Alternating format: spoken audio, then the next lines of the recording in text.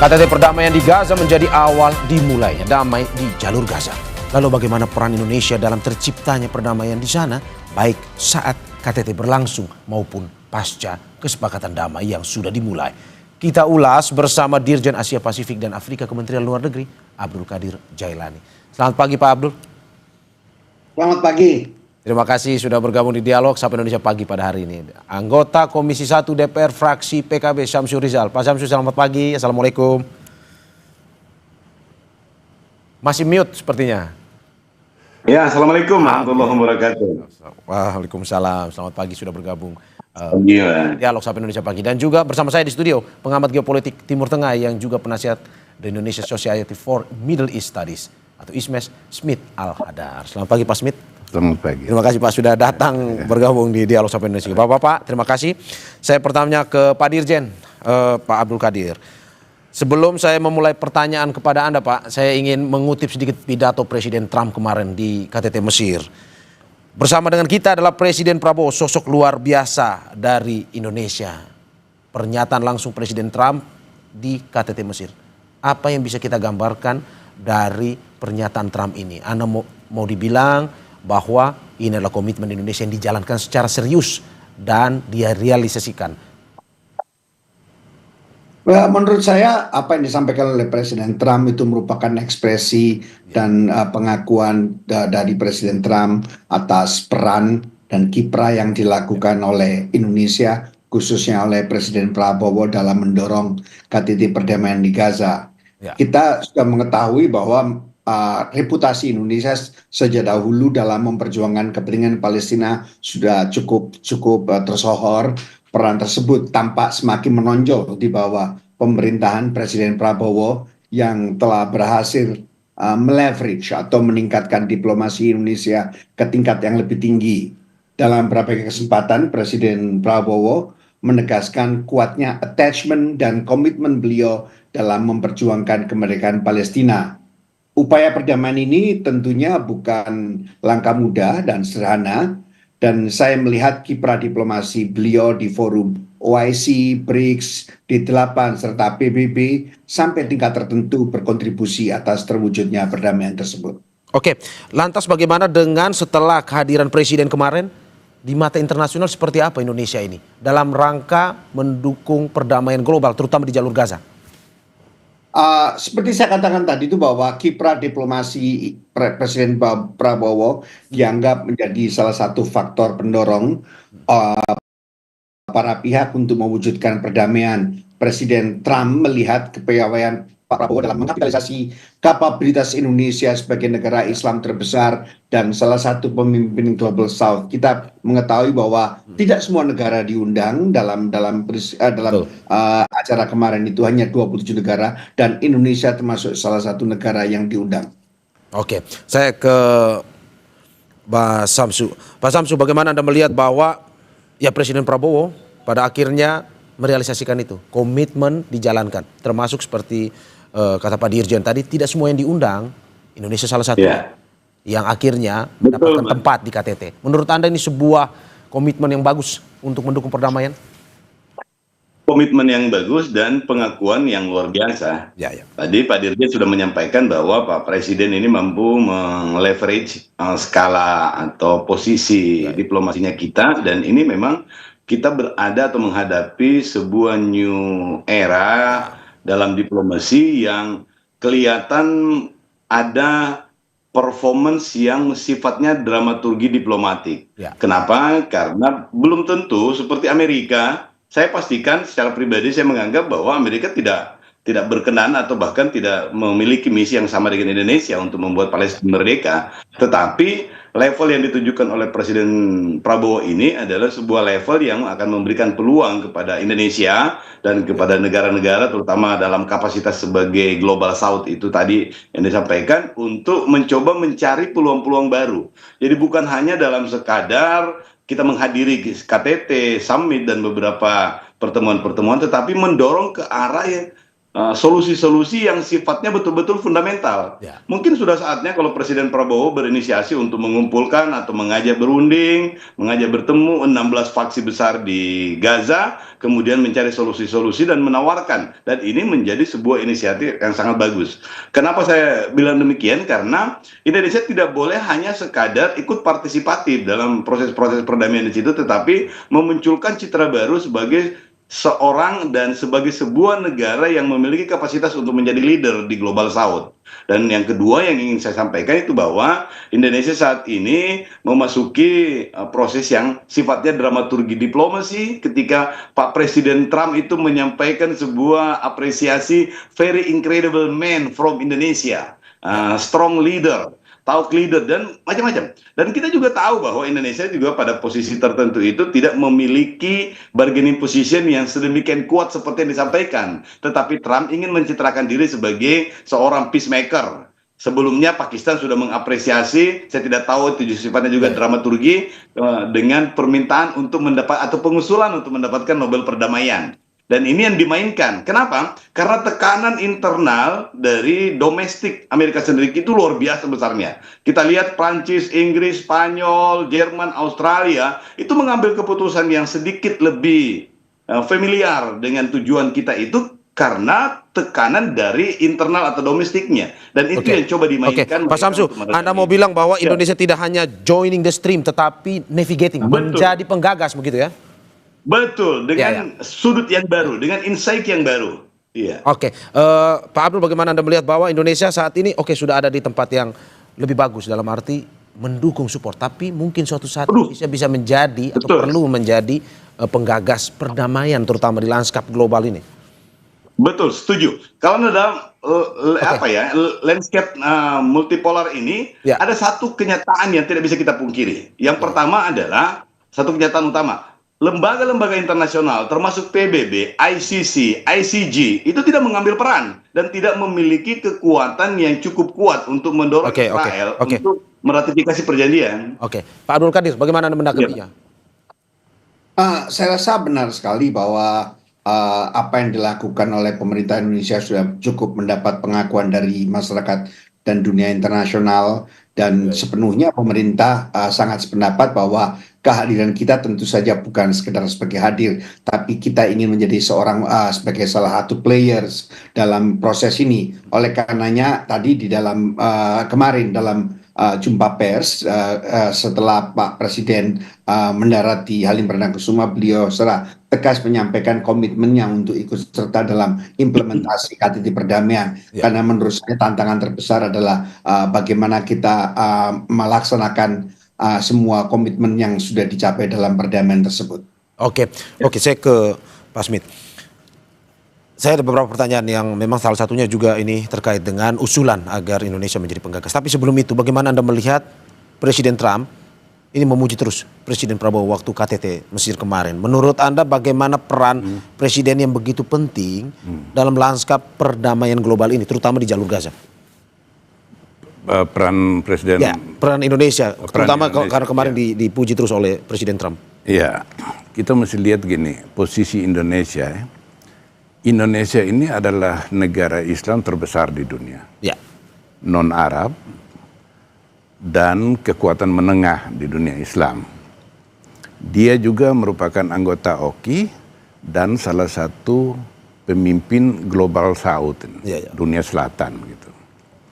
Nah, jadi posisi Indonesia di dalam menggulirkan proses perdamaian itu dilihat dalam hal memberi legitimasi kepada dunia Islam dan Arab yang maju berunding dengan Trump ketika di sidang umum majelis umum PBB gitu, tanggal 23 September di New York gitu. Nah, jadi di dalam hal ini peran Indonesia itu penting dalam hal dukungan dia kepada proses perdamaian. Dan Israel itu lebih berhitung Indonesia daripada negara-negara Islam yang lain. Gitu. Karena kalau Indonesia ini kemudian mengakui Israel, kalau perdamaian terjadi, itu akan terjadi politik domino. Gitu. Jadi negara-negara di luar Timur Tengah itu akan ikut mendukung. Berarti Anda mau bilang suara Indonesia ini sangat diperhitungkan sekali ya? Diperhitungkan sebagai non-Arab, Muslim terbesar, moderat, dan konsisten mendukung perjuangan Palestina sejak awal kemerdekaan kita juga. Ya. Dan itu juga sebagai selain amanat dari konstitusi kita yang yang memerintahkan kita untuk menghapus penjajahan di atas muka bumi karena kemerdekaan adalah hak segala bangsa. Oleh karena itu dan mulai dari Presiden Soekarno sampai Presiden ke-7 Jokowi itu kita tetap konsisten dengan mendukung hapus penjajahan Palestina, pendahan Palestina. Karena masalah Palestina ini bukan masalah Arab Israel toh. Dia itu dalam lanskap yang lebih global itu dia merupakan kawasan strategis yang berperan penting dalam memajukan atau menjaga peradaban dunia, peradaban barat dengan minyak dan energi yang begitu besar yang dia punyai. Letak geografisnya yang begitu penting bahwa dan dia menguasai 2 selat penting di dunia, yaitu Selat Hormuz, lalu Laut Merah dan Terusan Suez. Dan sekarang kan memang sudah akhirnya ya kita lihat ada satu persatu jalur Gaza menuju ke sana, perdamaian itu. Kalau menurut Anda, seperti yang dikatakan tadi, apakah Indonesia ke depan dengan suara yang diperhitungkan ini perlu tidak menjadi seorang navigator atau ya orang-orang seperti tidak lagi bergabung tapi menjadi penggagas lah untuk perdamaian ke depan, seperti yang dibahas tadi? Nah, begini ya, kita melihat dalam negara-negara Islam dan Arab yang kemudian hadir di Sharm el Sheikh kemarin itu, Mesir, itu menggambarkan ada perpecahan di dunia Arab. Dari mereka yang hadir itu ya? Ya. Jadi di Timur Tengah itu ada 3 poros. Pertama poros pro status quo, itu dipimpin oleh Mesir, Yordania, Arab Saudi, Uni Emirat Arab ini. Mereka ini ketika Arab Spring tahun 2011 sampai itu mereka anti terhadap pemberontakan di negara-negara Arab itu. Kemudian kelompok pro perubahan itu dipimpin oleh Turki dan Uni Emirat Arab dan Qatar yang berperan penting dalam sebagai mediator. Dan kemudian poros perlawanan Iran, Irak, Lebanon, itu. Tapi mereka tidak terlibat di dalam perundingan dengan. Nah, ini yang saya mau katakan. Kita lihat bahwa pemimpin Arab Saudi Muhammad bin Salman dan pemimpin Uni Emirat Arab tidak hadir di Sharm el Sheikh gitu. Nah, termasuk juga kemarin pimpinan dari Israel dan pimpinan Hamas juga tidak hadir. Anda mau bilang bahwa itu belum selesai sebenarnya ini?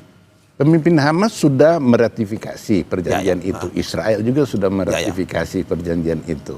Nah, kenapa ini Arab Saudi Muhammad bin Salman ini nggak hadir? Karena mereka kecewa pada Mesir.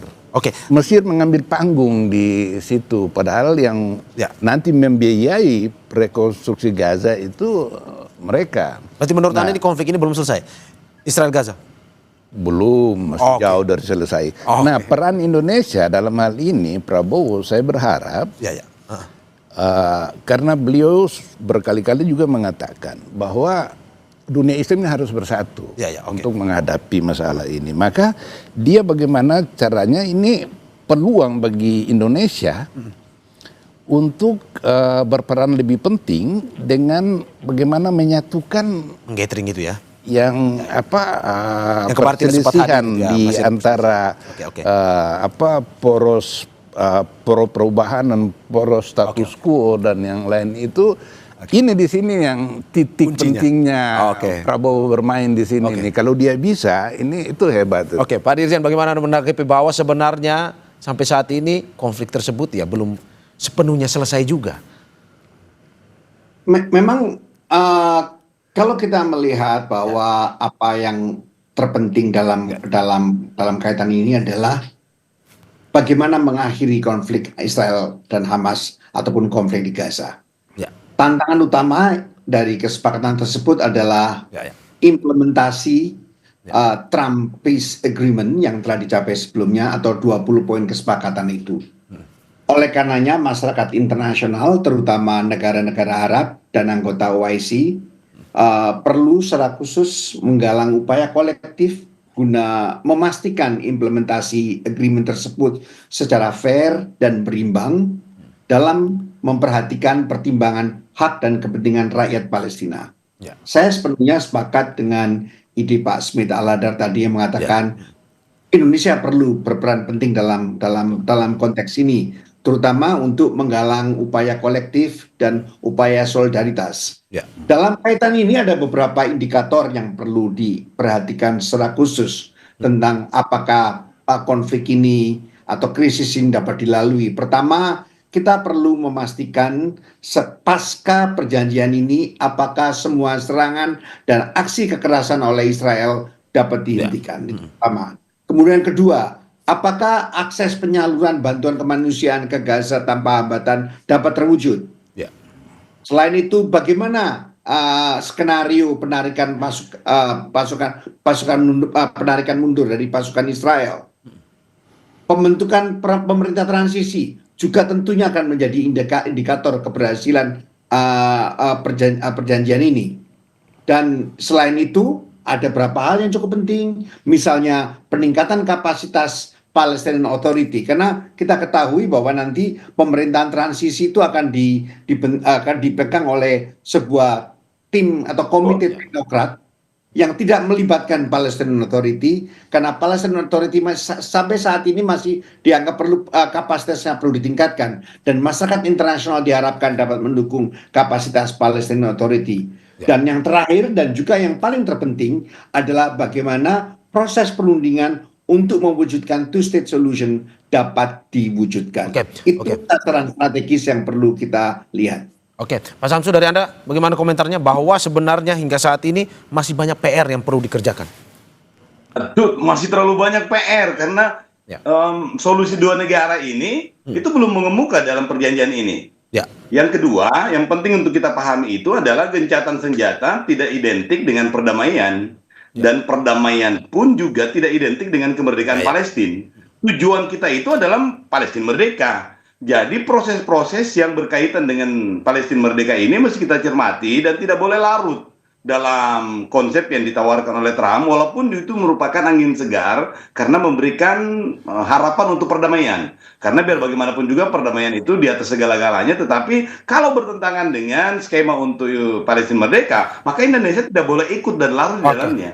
Kan new level diplomasi inilah yang mesti dimainkan.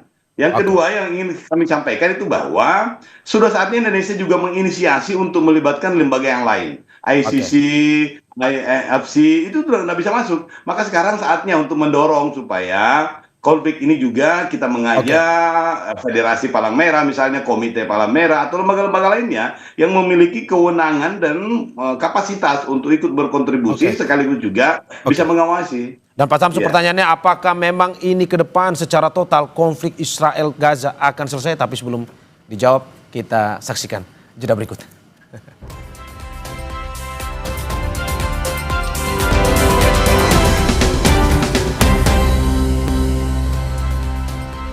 Terima kasih masih di Sapa Indonesia Pagi, saudara. Sebelum kita kembali ke dialog kita, ada informasi bahwa warga Gaza sangat bergembira pasca gencatan senjata. Rekaman drone menunjukkan kerumunan besar menyambut warga Palestina yang dibebaskan di rumah sakit Nasser di Gaza.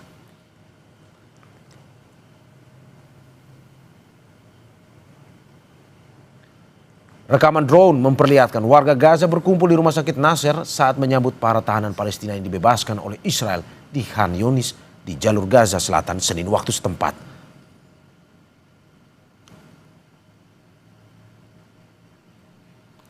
Para tahanan Palestina yang dibebaskan menaiki bus yang disambut oleh ribuan warga sebagai bagian dari kesepakatan gencatan senjata yang ditengahi oleh Amerika Serikat. Sebanyak 2.000 tahanan Palestina dibebaskan sebagaimana perjanjian yang dibuat Israel dengan Hamas saat gencatan senjata dilakukan.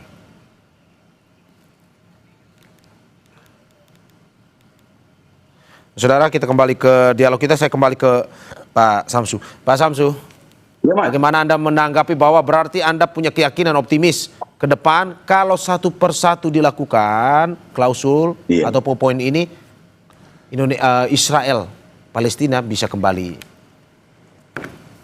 ya, pasti kita tetap harus optimis bahwa kemerdekaan Palestina itu adalah tujuan yang mesti kita selalu internalisasi, tetapi saya ingin mengatakan bahwa dalam proses perjuangan untuk memerdekakan Palestina itu, kita juga butuh panggung lain dan tujuan-tujuan lain yang memungkinkan untuk kita bisa produktif dan tetap bisa menjaga level yang selama ini sudah berhasil kita raih. Ya. Saya ingin menyampaikan bahwa Pak Dirjen juga bahwa kita di Kementerian Luar Negeri ada badan baru, Badan Kebijakan Strategis Luar Negeri yang memungkinkan untuk merumuskan kebijakan-kebijakan yang berkesesuaian dengan tujuan-tujuannya kita. Dalam posisi ini, saya ingin menyampaikan bahwa Indonesia mesti memanfaatkan pada new level diplomasinya kita ini untuk membuat Indonesia menjadi lebih produktif. Bisa mengandalkan teman-teman dubes ini untuk mengupgrade status hubungan ekonomi juga, sehingga nantinya ini juga menjadi posisi tawar yang lebih tinggi lagi, sehingga inisiasi-inisiasi dari Indonesia dihitung sebagai inisiasi yang akan sangat signifikan pengaruhnya, sehingga itu dijadikan sebagai alternatif solusi. Oke. Saya ke Pak Smith. Pak Smith, bahwa optimis satu sisi bahwa perdamaian ini akan terlaksana. Tapi bagaimana Anda melihat bahwa ada beberapa poin-poin atau klausul yang sampai saat ini masih menjadi keberatan. Yang pertama, Hamas keberatan dengan klausul mereka harus meletakkan senjata secara total dan menyerahkan kekuasaan kepada otoritas Palestina. Kedua, Israel hanya menarik mundur pasukan dari 40% wilayah Gaza, bukan dari semua wilayah. Bagaimana menurut Anda? Iya, ini ini merupakan rintangan paling besar di tahap kedua dan tahap ketiga, karena Hamas tidak mau melucuti senjatanya. Jadi dalam kesepakatan itu nanti akan dirundingkan. Israel menuntut disarmament dan demilitarisasi, dan menuntut Hamas memberikan peta terowongannya itu Israel. Hamas menolak. Nah, itu jaringan terowongan Hamas di Gaza itu 500 km panjangnya. Itu sebabnya Israel nggak bisa kalahkan dalam 2 tahun perang dengan Hamas. Dia nggak bisa kalahkan. Nah, ini akan menjadi alasan Israel, karena bagaimanapun kita punya rekam jejak bahwa Israel ini nggak konsisten pada janji-janji yang sudah dia buat. Nah, sehingga ini berpotensi juga dia langgar ini. Kalau berpotensi dilanggar oleh Israel. Iya, dilanggar. Kemarin itu Israel membunuh warga Palestina 5 orang di Gaza Utara dengan alasan membahayakan tentara Israel. Padahal ini pengungsi mau pulang ke rumah mereka di utara. Kemudian itu tadi Hamas tidak mau dilucuti kecuali kalau negara Palestina sudah berdiri. Dan kita nggak bisa remehkan posisi Hamas, karena bagaimanapun juga popularitasnya dia sekarang ini di tepi barat maupun di Gaza itu besar sekali. Di dunia Arab juga begitu. Sementara posisi otoritas Palestina yang dipimpin oleh Fatah, pimpinan Presiden Mahmud Abbas, itu dia mempunyai legitimasi internasional. Tapi dia tidak mempunyai legitimasi di kalangan Palestina. Di akarnya itu ya? Akar rumputnya ya? Iya, akar situ. Sehingga kedua pihak ini harus bisa bekerja sama gitu. Jangan sampai otoritas Palestina menolak. Memang dia ingin supaya Hamas ini tidak berperan, dan ini juga diinginkan oleh Uni Emirat Arab dan Arab Saudi untuk ini. Tapi Mesir dan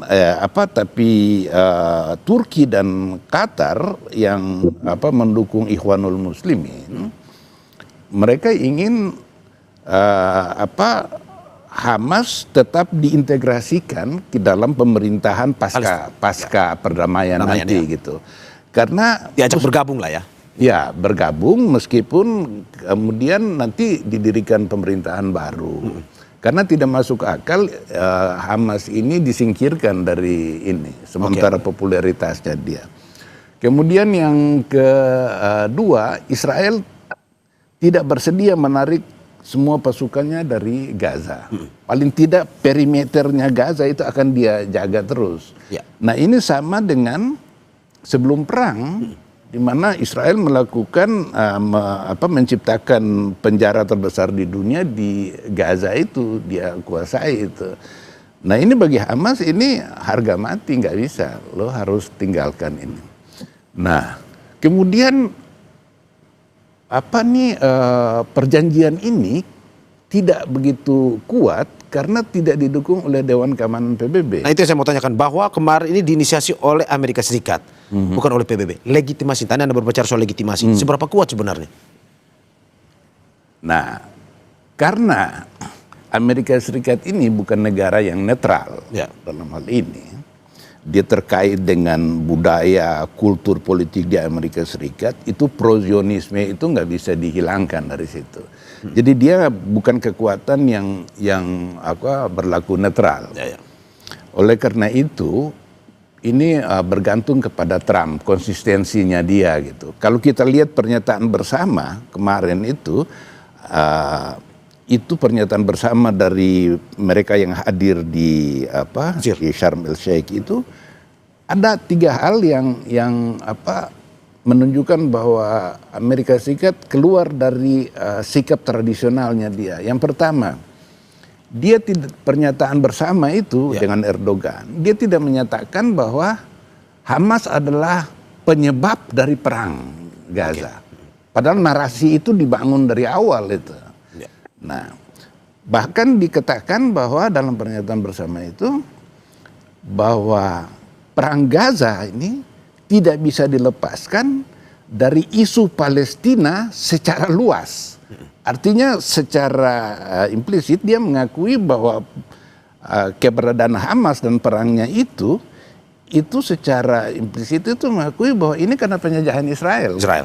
Kemudian yang hal lain lagi dalam pernyataan bersama itu, Israel dan Palestina memiliki hak yang sama. Hamas dalam hal ini tidak disinggung, bahkan Trump mengizinkan sekarang ini Hamas turun mengamankan keamanan di jalur Gaza. Jadi ada perubahan sikap dalam hal ini. Ini karena bentuk kompromi. Tetapi yang jadi pertanyaan besarnya, apakah Israel kemudian akan konsisten berpegang kepada komitmennya dalam poin-poin klausul itu yang akan berujung kepada berdirinya negara Palestina. Two state solution itu. Oke. Saya ke Pak Dirjen. Pak Dirjen, apakah memang tujuan akhirnya dengan perdamaian ini untuk mendukung kemerdekaan sekaligus negara Palestina? Jelas bahwa sasaran utama ataupun tujuan strategis untuk membentuk perdamaian ini adalah mencapai perdamaian di Timur Tengah, karena kita ketahui bahwa isu Palestina merupakan isu utama yang menjadi ganjalan dalam upaya masyarakat internasional untuk menjaga perdamaian dan keamanan di Timur Tengah. Tantangan utama yang kita hadapi, tadi saya sudah tekankan beberapa kali, adalah bagaimana kita menjamin adanya implementasi kesepakatan poin-poin yang perdamaian tersebut secara fair, adil, dan tetap mempertimbangkan hak dan kepentingan rakyat Palestina. Sekali lagi, implementasi yang terpenting. Indonesia di sini perlu berperan lebih aktif dalam menggalang solidaritas masyarakat internasional untuk menjamin implementasi agreement tersebut. Kita jelaskan bahwa kita sudah melihat bahwa Bapak Presiden Prabowo telah menyampaikan komitmen ini secara tegas. Dan kita perlu memastikan implementasi kesepakatan damai ini kita tahu persis karena bukan langkah mudah, maka kita perlu mengupayakan upaya kolektif terutama dari dunia Islam. Pak Presiden telah menegaskan komitmen ini secara langsung, komitmen Indonesia untuk secara langsung ikut serta dalam proses implementasi tersebut. Hal ini merupakan langkah strategis yang diperlukan karena implementasi merupakan faktor terpenting yang menentukan nasib bangsa Palestina di masa mendatang. Hal-hal yang mungkin yang dapat dilakukan adalah pertama, ikut serta mengerahkan pasukan perdamaian apabila diperlukan. Hal ini juga sudah dipertegas berkali-kali dalam berbagai kesempatan oleh Bapak Presiden Prabowo.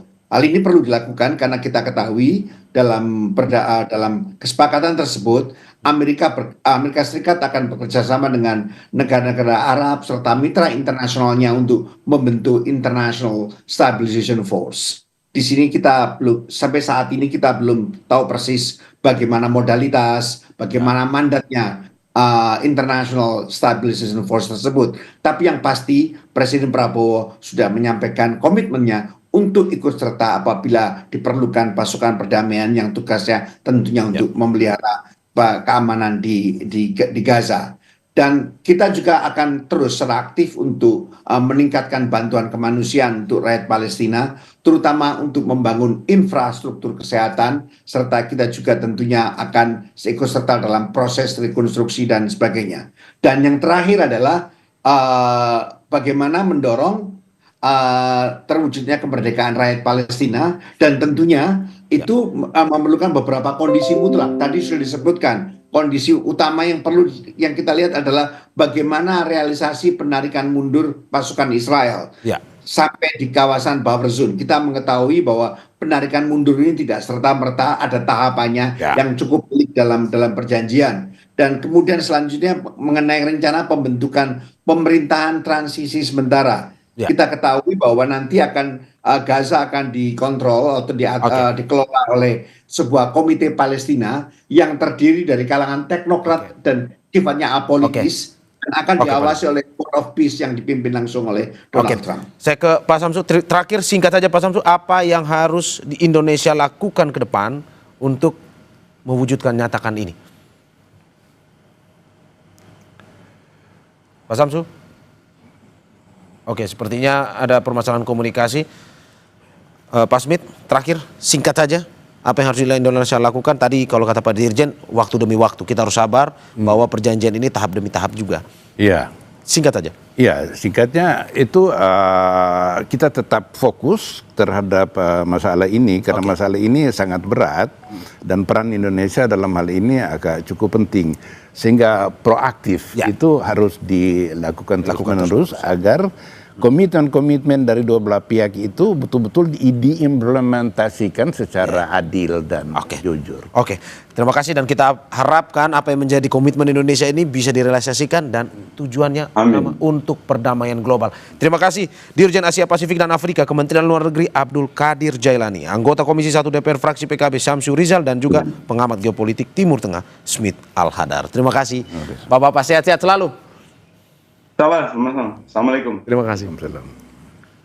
Saudara, jangan kemana-mana karena Sapa Indonesia